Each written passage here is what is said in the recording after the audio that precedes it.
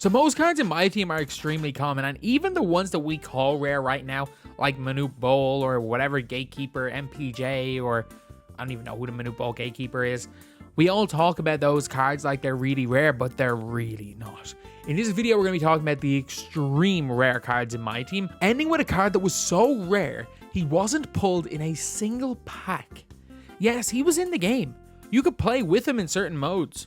He was not pulled in a single pack. But anyway, now let's get on to the list. So NBA 2K14, the first in the MyTEAM game modes. The rarest player is a guy that almost nobody had. And it wasn't a locker code player, it was the Diamond LeBron James. So Diamond LeBron James might have been the best player in that game. And the first person who was ever able to get the card was a YouTuber by the name of Crossworks. So basically, she got the card and had to figure out how to get it. Basically, you needed the best player from every single NBA team in order to get LeBron. But that was the year where the auction house wasn't a thing, so you had to pack them all.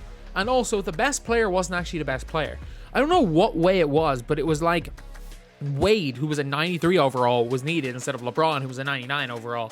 And there were teams where like silvers were needed when they had golds, and 83 overalls were needed when the team had 90 overall. It was really, really weird. I don't remember exactly what it was, but I remember they had to like make a list.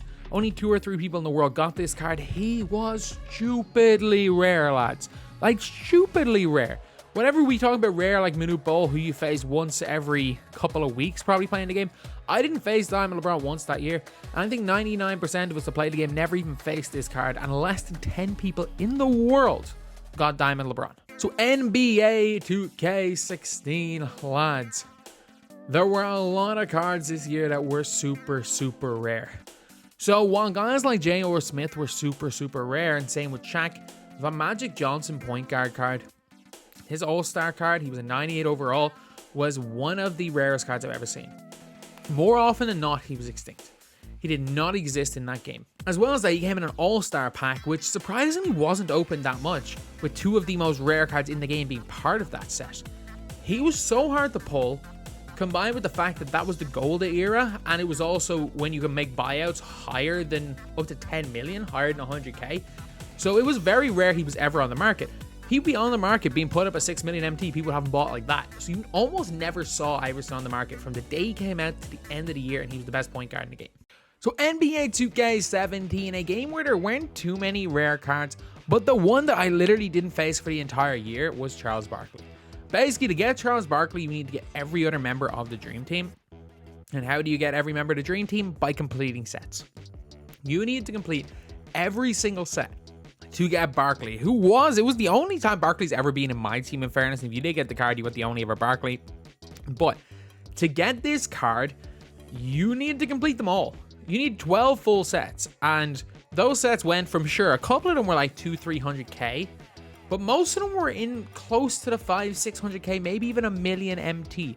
And if you guys don't know, back then, a million MT now, then is like 10 million MT now. You could build the best team in the game for a million MT back then, and it was literally a case of, you need about 10 million MT to get Barkley, which is the equivalent of, again, about 100 million MT right now. It is, as much as we hate Manute Bowl, imagine having to do Manute Bowl like 8 times. That's probably what Barkley was. A card that was, without question, got by less than 50 people in the world. I think Native got him. I know Brown Boy got him. I can't even remember who else got him. I never used him. I never played against him. The guy was just unguardable pretty much. 99 every single stat. And yeah, Charles Barkley, easily the most rare player. And the fact that he's never been seen in a My Team again. Like, I would have thought with the years they had the Dream Team that Barkley would be there. But no, they no longer have Barkley's Dream Team rights. They had it in 17, they had it in 13. They don't have it anymore. But Charles Barkley, easily the most rare player in that game. So NBA 2K18 had limited cards. Cards that had a limited quantity. And some of these guys, like I think Melo had like 60, whatever points he scored. I think that was like the limit he had.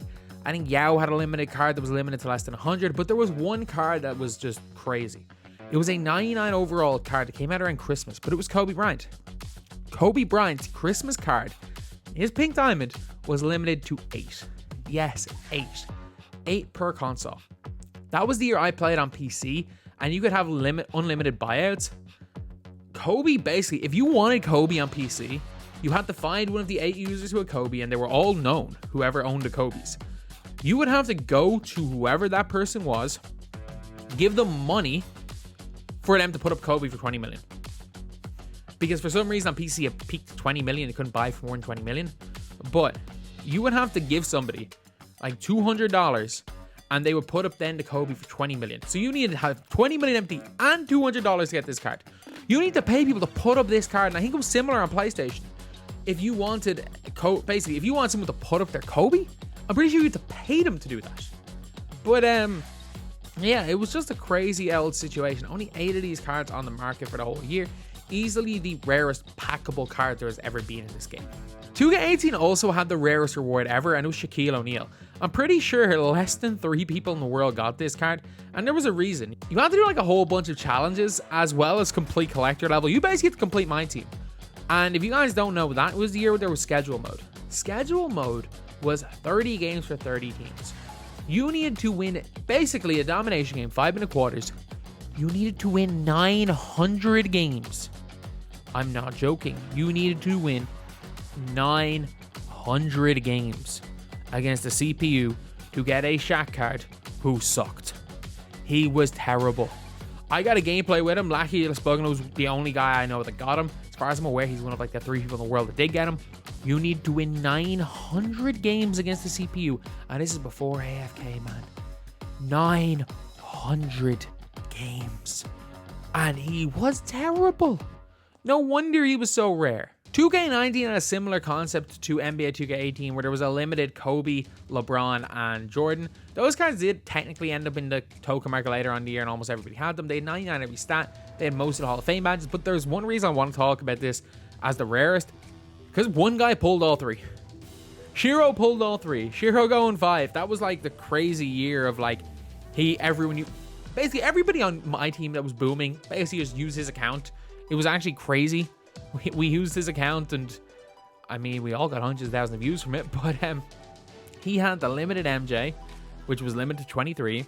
He got the limited Kobe, which was limited to 81, and I think LeBron was 123? It was a lot more anyway. He packed all 3 of them. It was crazy.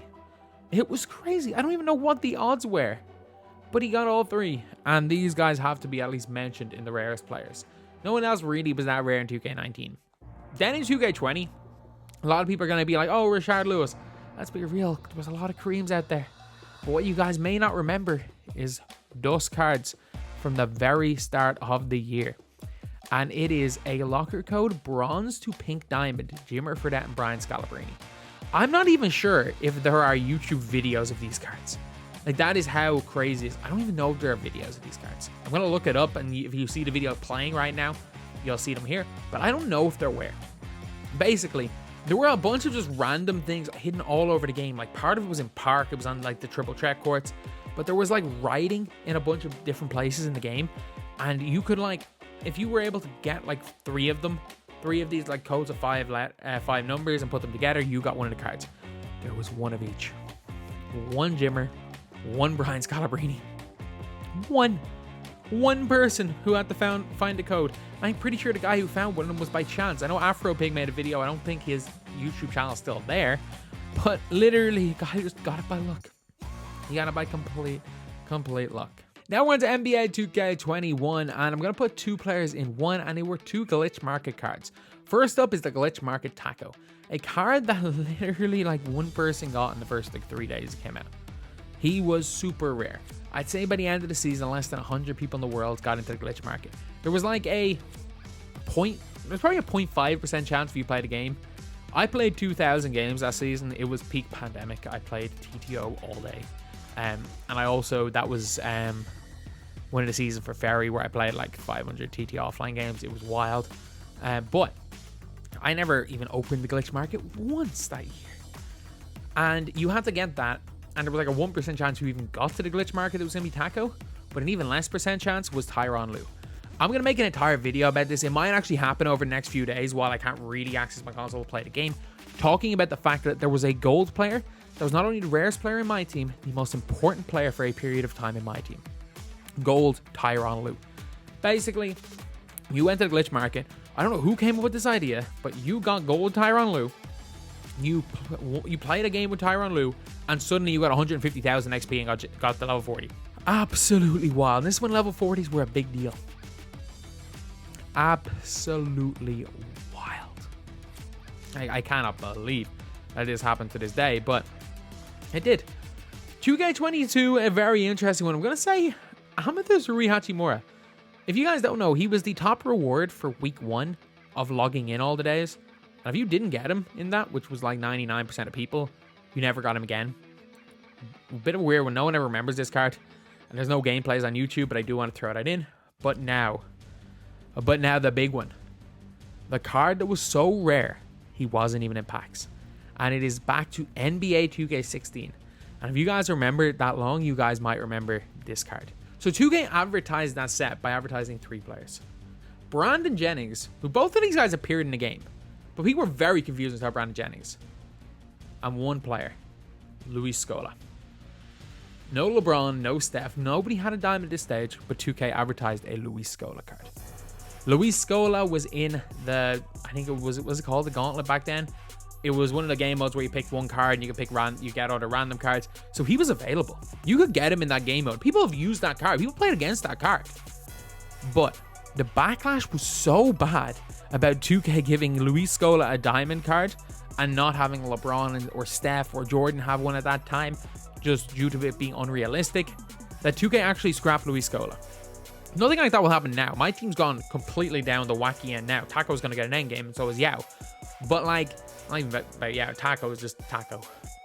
But Luis Scola was deemed not good enough to have a 96 overall card back then, and the backlash was so big that 2K never put him in packs. They never put him in packs. So the rarest player, the player that appeared in nobody's collection, unless he was on a dev account somewhere, without question, is Luis Scola, because he never existed. Because he never existed despite being in the game and technically being part of a promo set. So anyway, that is the video, lads. Thank you guys for watching. Please like, comment, and subscribe.